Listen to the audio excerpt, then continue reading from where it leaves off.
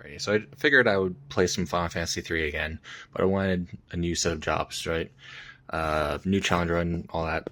So I decided to make a new Python code to kind of randomly choose jobs for me.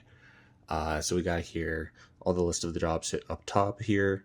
It's going to loop indefinitely. It's going to give me a set of 4 and then restart. And then basically what this part is saying is if the list is empty, refill the list. And then from here, this line is choosing a random one. And then after it chooses one, it's going to remove that choice from the list so I don't get duplicates. However, you can see right here, there is a duplicate out of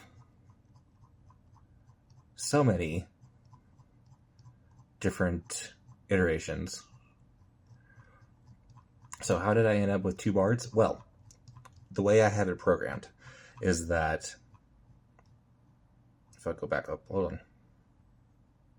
Where is it? Okay.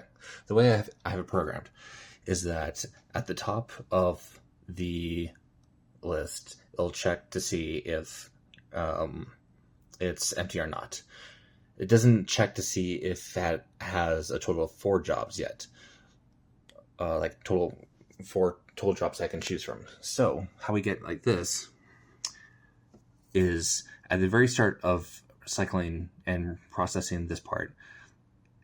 Job 1, there's only Evoker and Bard.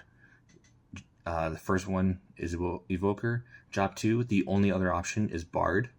Job 3, going into job 3, before it even processes it, it refills the list because the list was empty after choosing the first Bard.